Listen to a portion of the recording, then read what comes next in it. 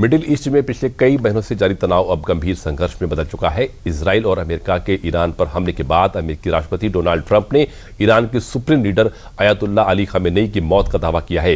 Trump ने अपने social media platform में ट्रुथ पर पोस्ट करते हुए लिखा कि खामेनेई की मौत ईरान के लोगों के लिए न्याय है और यह उनकी जनता के लिए अपने देश को पुनः प्राप्त करने का सबसे बड़ा अवसर है।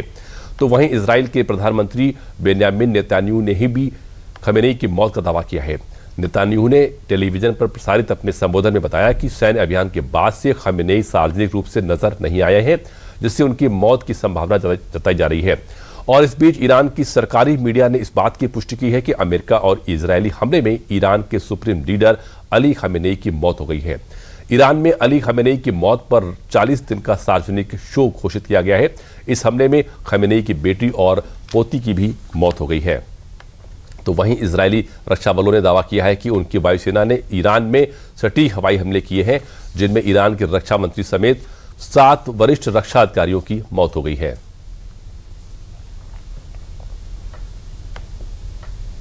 खाड़ी देशों में बढ़ते तनाव के बीच भारत के विदेश मंत्री डॉक्टर एस जयशंकर ने ईरान और इजरायल के विदेश मंत्रियों से बात की। विदेश मंत्री ने एक्स पर पोस्ट कर जानकारी दी कि उन्होंने ईरान के विदेश मंत्री सैयद अब्बास अरागिची से बात की और हालात पर चिंता जताई।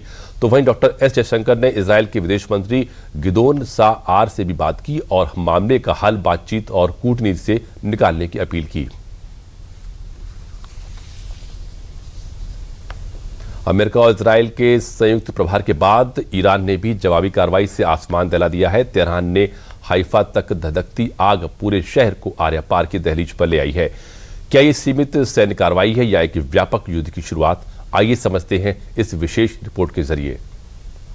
अमेरिका और इजरायल का ईरान पर प्रहार, ईरान का भी जोरदार पलटवार, पश्चिम एशिया में अब आर्या पार। मिडिल ईस्ट में पिछले कई महीनों से जारी तनाव अब युद्ध में तब्दील हो गया है। इजरायल और अमेरिका ने ईरान पर हमला कर दिया है, जिसके जवाब में ईरान ने भी इजरायल के हाइफा शहर को निशाना बनाया। इजरायल और अमेरिका के हमले का असर ईरान की राजधानी तेहरान पर स्पष्ट रूप से दिखाई दिया। कई जगहों पर बम के धमाके सुनाई दिए, धुएं के गुब्बार दिखाई दी। अमेरिका और इजरायल की कार्रवाई से सिर्फ राजधानी तेहरान में ही नहीं, बल्कि उसके आसपास के क्षेत्र में भी काफी नुकसान हुआ।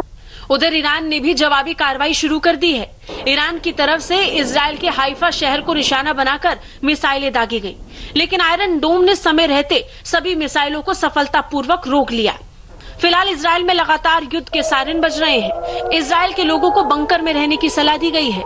वहीं ईरान खाड़ी देशों में अमेरिका के सैन्य अड्डों को भी निशाना बनाकर हमले कर रहा है। इजरायल के प्रधानमंत्री बेंजामिन नेतन्याहू ने कहा कि ऑपरेशन रोरिंग लायन नाम का ये संयुक्त ऑपरेशन ईरान के मौजूदा शासन से पैदा हुए खतरे को खत्म करने के लिए शुरू किया गया है। उन्होंने कहा कि यह अभियान ईरान की बहादुर जनता को इस हत्यारे शासन के बोझ से मुक्त होने का अवसर देगा और उन्हें अपने भविष्य का फैसला खुद करने का मौका मिलेगा। इजराइल और यूनाइटेड स्टेट्स ने एक joint campaign operation roaring lion शुरू किया है। इस ऑपरेशन का मकसद ईरान में आयतुल्ला के शासन से पैदा हुए खतरे को खत्म करना है। हम अमेरिका के साथ मिलकर आतंकी शासन पर कड़ा प्रहार करेंगे। हम ऐसे हालात बनाएंगे जिससे बहादुर ईरानी लोग इस खूनी शासन के बोझ से छुटकारा पा सकेंगे।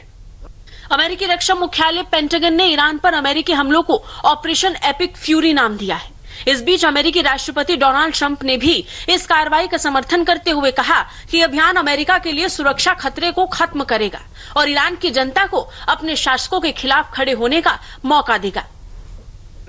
ईरान ने परमाणु हथियार हासिल नहीं किए हैं। मेरे प्रशासन ने क्षेत्र में अमेरिकियों के लिए जोखिम को कम करने के लिए हर संभव कदम उठाए हैं, लेकिन हम यह सब अभी के लिए नहीं कर रहे हैं। हम यह भविष्य के लिए कर रहे हैं और यह एक नेक मिशन है। इस बीच कतर, कुवैत और संयुक्त अरब अमीरात ने अपने हवाई क्षेत्रों को पूरी तरह बंद कर दिया है। ये कदम सुरक्षा कारणों से उठाया गया। संयुक्त अरब अमीरात की राजधानी पर शनिवार को हुए ईरानी हमले में छर्रे लगने से एक व्यक्ति की मौत भी हो गई। इसी तरह कुवैत में भी कई जगहों पर धमाकों की आवाज सुनाई दी। नागरिकों को घरों में रहने की ही सलाह दी गई है। इस बीच ईरान, इजरायल और खाड़ी देशों में भारतीय दूतावासों ने अपने नागरिकों के लिए परामर्श जारी कर अपने नागरिकों से सावधानी बरतने की अपील की है। हमलों के बीच पूरे पश्चिम एशिया सहित दुनिया के अन्य हिस्सों में हवाई यातायात प्रभावित हुआ है। Bureau report, DD news.